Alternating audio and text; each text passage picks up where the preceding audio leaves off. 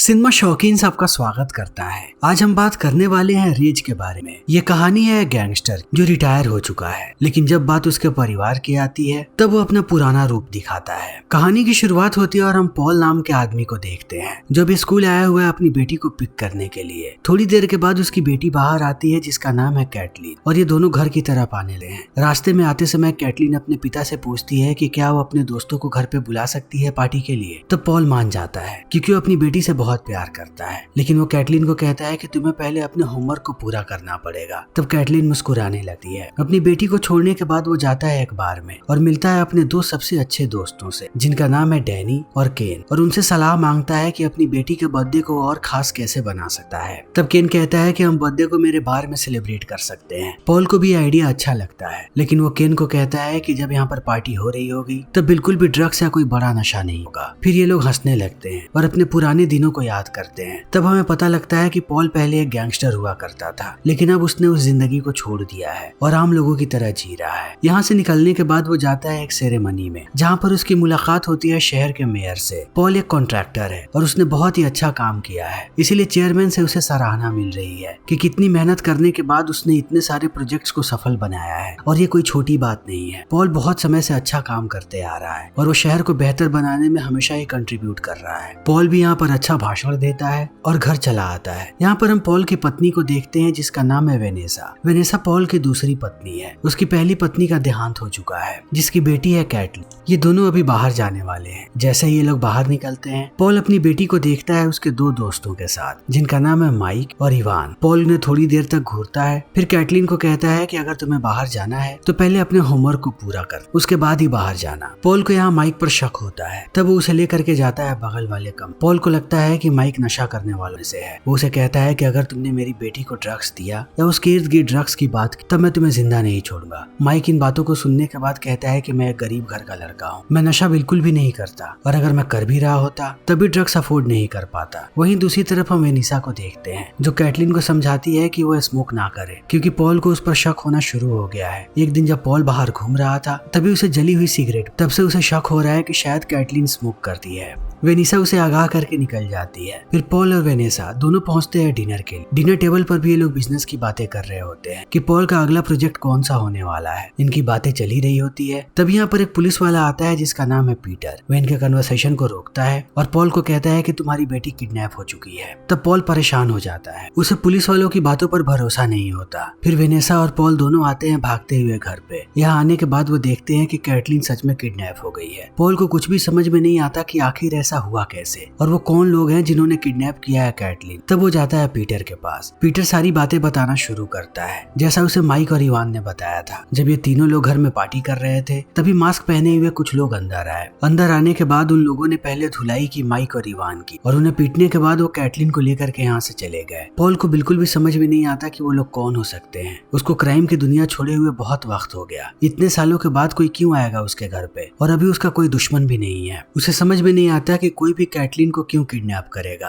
तभी पीटर उससे बात करता है और कहता है कि मुझे तुम्हारे बारे में सारी बातें पता है, तुम्हारा पास्ट भी पता है। शायद तुम्हारा पास्ट दोबारा तुम्हारे सामने आ रहा है और तुम्हें कुछ बताने की कोशिश कर रहा है। अगर उस वक्त में तुमने कुछ गलत किया होगा उसकी सजा तुम्हें अब मिलेगी। इतना कहने के बाद वो चला जाता है। तब पॉल जाता है वेनेसा के पास। वेनेसा बहुत ही ज्यादा दुखी है। भले ही कैटलीन उसकी बेटी ना हो फिर भी वो उसे अपनी बेटी की तरह चाहती है। वो पॉल को कहती है कि चाहे कुछ भी हो जाए कैसे भी तुम्हें कैटलीन को वापस लाना है। अब समय ऐसे ही बीतने लगता है। धीरे धीरे करके ये खबर हर जगह फैल जाती है। दिन प्रतिदिन वेनेसा उदास होने लगती है और पॉल ने जितने भी क्राइम्स किए हैं वो सारी की सारी झलकियां उसे परेशान कर रही होती हैं। हर रोज उसे एक रशियन गैंगस्टर याद आता है जिसके भाई इवान को इन लोगों ने मारा था। बार बार पॉल का दिमाग वहीं पर जा रहा होता है। तब वो अपनी गाड़ी निकालता है और सीधा पहुंचता है माइक के पास उससे पूछताछ करने के लिए, लेकिन माइक बहुत ही ज्यादा डरा हुआ है। जिस तरीके से उन सारे लोगों ने माइक को पीटा वो चीज उसके दिमाग से नहीं निकल रही। जब पॉल उससे सवाल जवाब करता है तब माइक सिर्फ सॉरी कहता है पॉल को कि उसके शरीर में इतनी ताकत नहीं थी कि वो उन सारे लोगों को रोक सके और कैटलीन को बचा सके। इन बातों को सुनने के बाद पॉल भी यहाँ से निकल जाता है। फिर बुलाता है डैनी और केन को ताकि वो शहर के सारे गैंगस्टर्स के पास जा सके और सच्चाई पता लगाएं कि आखिर किसने किडनैप किया है उसकी बेटी। वो पकड़ते हैं गैंगस्टर को और उसे टॉर्चर करना शुरू कर देते हैं। तब वो कहता है कि कोई भी तुम्हारी बेटी को किडनैप नहीं करेगा। सबको पता है कि तुम कौन हो और तुम पहले क्या किया करते थे। सबको अपनी जान प्यारी है, तो इस बारे में भूल जाओ कि हम लोगों में से किसी ने तुम्हारी बेटी को किडनैप किया है। हम छोटे मोटे गुंडे हैं, हमारी कोई भी औकात नहीं है तुम्हारे सामने। इस बात को सुनने के बाद ये लोग यहाँ से निकल जाते हैं। तभी हम एक आदमी को देखते हैं पार्क में टहलते हुए। थोड़ी देर के बाद जब उसकी नजर जाती है एक नदी की तरफ, तब उसे एक लाश नजर आती है जो पानी के ऊपर तैर रही है। वो तुरंत पुलिस वालों को इत्तला करता है। पुलिस वाले लाश को निकालते हैं। उसके थोड़े समय के बाद वो पॉल को बुलाते हैं लाश को पहचानने के लिए। पॉल जैसे ही लाश के पास आता है, उसे एहसास होता है कि ये कैटलिन की लाश है। वो फूट फूट के रोने लगता है। वो अपनी बेटी से बहुत प्यार करता था, जिसकी लाश अब उसके सामने पड़ी है। पॉल को अब कैसे भी बदला लेना है अपनी बेटी का, चाहे वो कोई भी हो। वो उसे किसी भी कोने से ढूंढ निकालेगा और उसे मार देगा। तुरंत ही वो बुलाता है डैनी और केन को। ये लोग अपने सारे दुश्मनों को याद करने लगते हैं कि किसकी दुश्मनी इतनी बड़ी हो सकती है कि इतने साल के बाद वो पॉल की बेटी को मारे। तब इनके दिमाग में एक ही नाम आता है, रशियन गैंगस्टर का, जिसके भाई को इन लोगों ने मारा था। लेकिन इन बातों को सुनने के बाद पॉल कहता है कि किसी को भी इस बारे में भनक तक नहीं लगी कि हमने इवान को मारा है। शायद रशियन गैंगस्टर्स को भी ये बात नहीं पता, तो वो कैसे आएंगे मेरी बेटी के पास। मगर फिर भी इनके अंदर गुस्सा है। जितनी जल्दी हो सके ये लोग सच्चाई तक पहुंचना चाहते हैं। तभी हम देखते हैं पॉल के बॉस को, जिसका नाम है फ्रांसिस। पॉल पहले फ्रांसिस के लिए ही काम किया करता था। फ्रांसिस को जब ये बात पता लगती है, तब वो आता है पॉल के पास और कहता है कि मुझे पता है कि तुम क्या महसूस कर रहे हो, और मुझे ये बात भी पता है कि तुम क्या करने जाने वाले हो। लेकिन मैं तुम्हें आगाह करना चाहता हूँ, तुमने क्राइम की दुनिया छोड़ करके बहुत ही अच्छा किया। अब तुम एक अच्छी जिंदगी बिता रहे हो। मैं नहीं चाहता कि दोबारा तुम उस दुनिया में वापसी करो, क्योंकि अगर एक बार तुमने वापसी कर ली, तब तुम्हारे दुश्मन कभी भी खत्म नहीं होंगे और दोबारा तुम साधारण जिंदगी नहीं बिता पाओगे। लेकिन पॉल को इन बातों से कोई फर्क नहीं पड़ता। वो कहता है कि उन लोगों ने मेरी बेटी को मारा है, जो मुझे दुनिया में सबसे ज्यादा प्यारी थी। उन सबको इसका खामियाजा भुगतना पड़ेगा। इतना कहने के बाद वो निकल जाता है। तभी हम देखते हैं डिटेक्टिव हैंसन को, जो आकर के मिलता है पीटर से और कहता है कि मुझे एक खास चीज पता लगी है। कैटलिन को जिस बंदूक से मारा गया है वो टोकोरेव है, और इस बंदूक का इस्तेमाल सिर्फ रशियन गैंगस्टर्स करते हैं। ये लोग उसी रशियन मॉब के बारे में बात करते हैं जिसके बारे में थोड़े समय पहले पॉल, डैनी और केन कर रहे थे, यानी कि उनका शक सही था।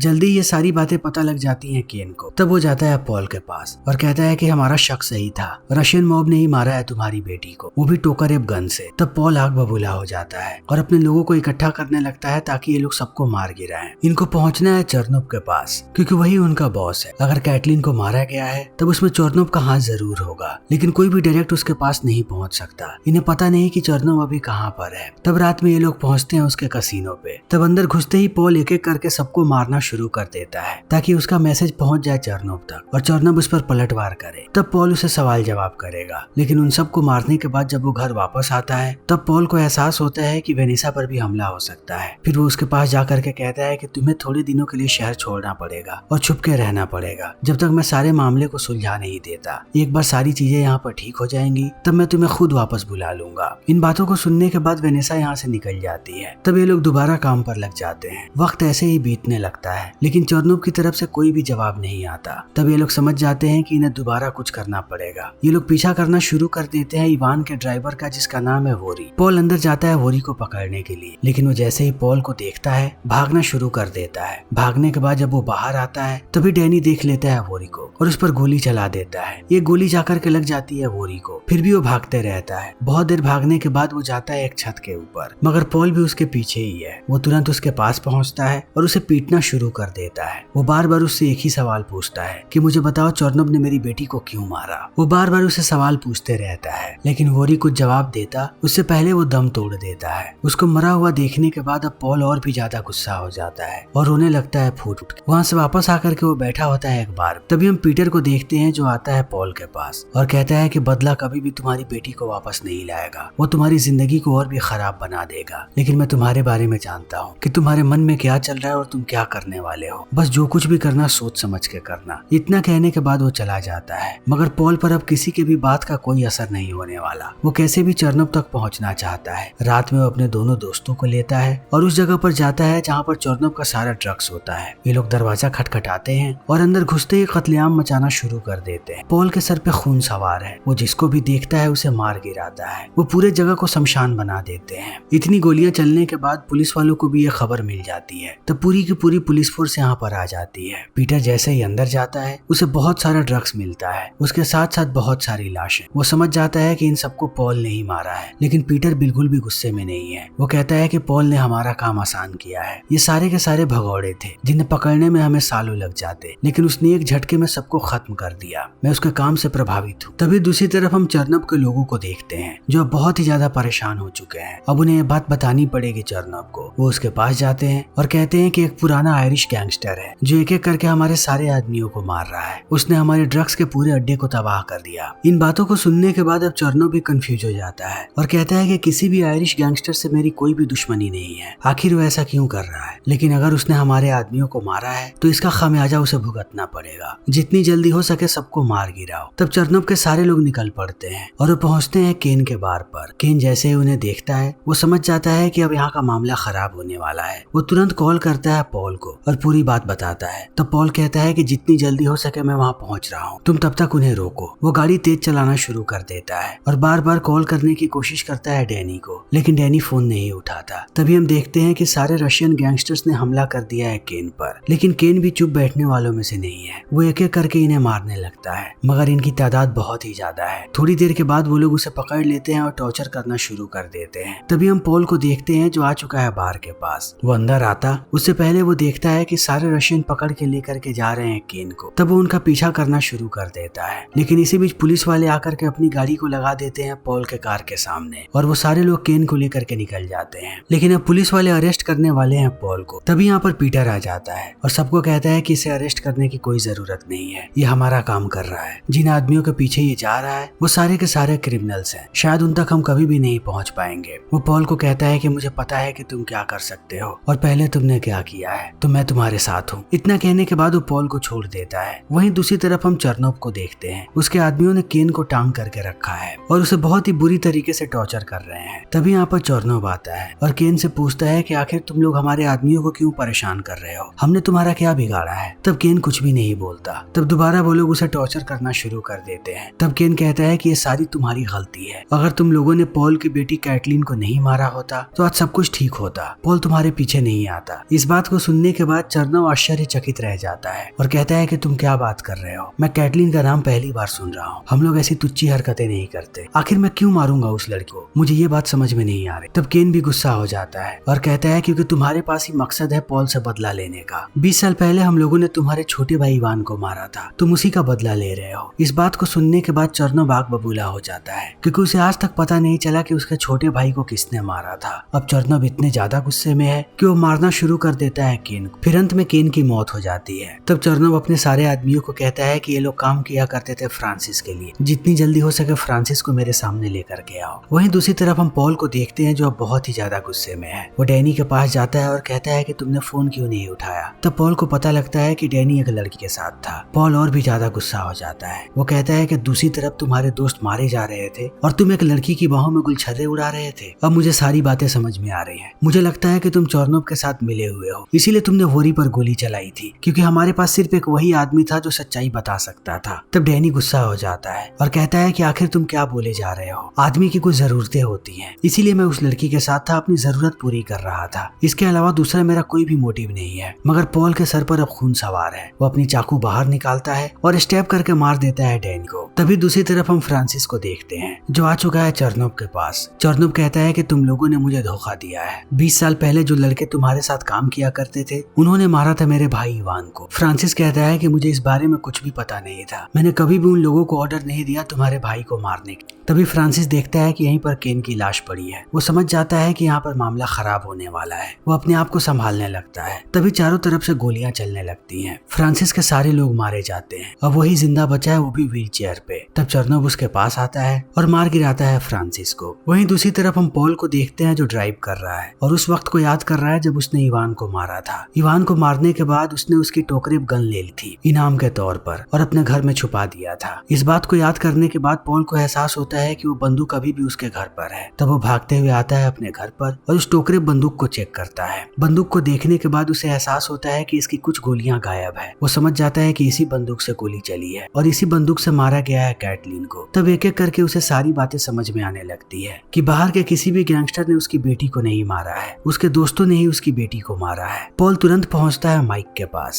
और उसे पीटना शुरू कर देता है और कहता है कि मुझे सच्चाई बताओ कि आखिर उस दिन क्या हुआ था। तब माइक कहता है कि जब हम लोगों ने शराब पी ली तब कैटलिन ने वो गन हमें दिखाई। गन को देखने के बाद हम सारे लोग एक्साइटेड हो गए और बाहर आ गए। हम तीनों गन के साथ खेलने लगे। इसी बीच जैसे ही कैटलिन मेरे पीछे आई, गलती से मुझसे गोली चल गई और कैटलिन की मौत हुई। तब हम दोनों लोग पैनिक करने लगे। हमें समझ में नहीं आ रहा था कि हम क्या करें, क्योंकि कोई भी हमारी इस कहानी पर भरोसा नहीं करेगा कि हमसे गलती से गोली चली है। फिर हमने उसकी लाश को ले जा करके नदी में फेंक दिया और ये पूरी कहानी बनाई। हमने जानबूझ के अपने आप को चोटिल किया ताकि सबको हमारी कहानी पर भरोसा हो सके। इतना कहने के बाद माइक फूट फूट कर रोने लगता है और कहता है कि मैं एक कातिल, आपको मुझे मार देना चाहिए। वो मौत के लिए भीख मांगने लगता है, लेकिन पॉल उसे नहीं मारता। पॉल का मानना है कि ये सब कुछ बस एक एक्सीडेंट था। वो माइक को छोड़ देता है क्योंकि वो अपनी पूरी जिंदगी गिल्ट में बिताने वाला है। वो घर वापस आता है और वेनेसा को कॉल करके कहता है कि ये सब कुछ मेरी गलती थी, अब मुझे किसी को कुछ नहीं करना, तुम बस वापस आ जाओ। तो वेनेसा वापस आने लगती है। इसी बीच हम देखते हैं कि चोर्नोव के सारे लोग चले आते हैं घर के अंदर और बताते हैं कि हमने केन को मार दिया है, अब तुम्हारी बारी है। पॉल को एहसास होता है कि उसकी गलती की वजह से उसके 2 दोस्त मारे गए। अगर वो इनसे लड़ता है और इन सारे लोगों को मार गिराता है तब चोर्नोव दोबारा इसके पीछे आएगा